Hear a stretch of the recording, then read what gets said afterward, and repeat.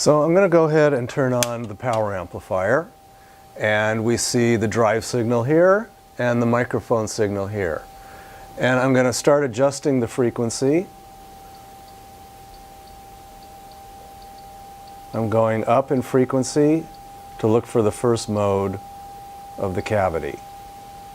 So here's the peak, and you'll notice that as I pass through the peak, there's a significant phase shift between the drive signal and the microphone signal. So here's the peak right at about 796 Hertz. Now, while I'm in this first mode, I'm going to move the microphone around the chamber and see what happens.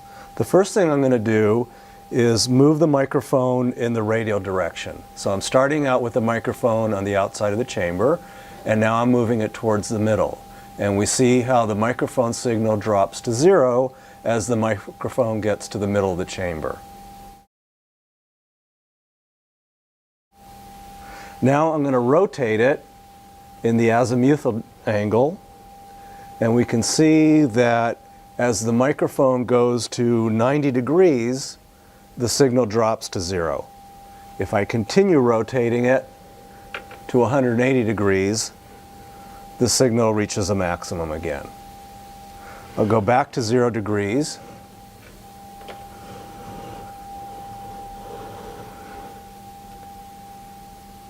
And now I'll move it in the Z direction. So I'm at the top of the chamber now.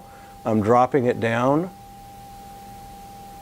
and the signal stays the same.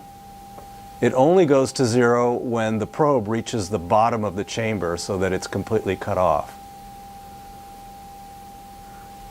And let's go back to the top of the chamber.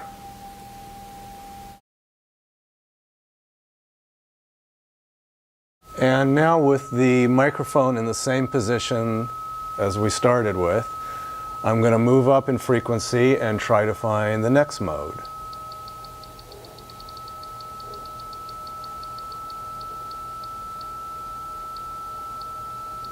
And here we are right at about 1.320 kilohertz. This is the 210 mode.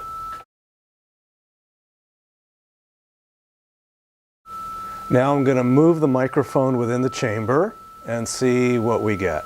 So first I'm going to move it in the R direction. So I'm starting off with the microphone probe at the edge of the chamber, and I start moving it towards the middle. And just like with the first mode, the signal drops to 0 at the center. Now we'll go back out to the edge of the chamber, and I will rotate it in the azimuthal angle. So as I approach 45 degrees, we see a minimum in the microphone response. I'll continue going out to 90 degrees. I get a maximum. If I keep going to 135 degrees, another minimum, and then on to 180 degrees, back to a maximum.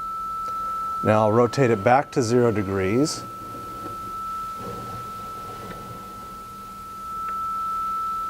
And I will move the probe in the Z direction. And as I go down, the signal stays constant until I hit the bottom of the chamber where the probe has been blocked off.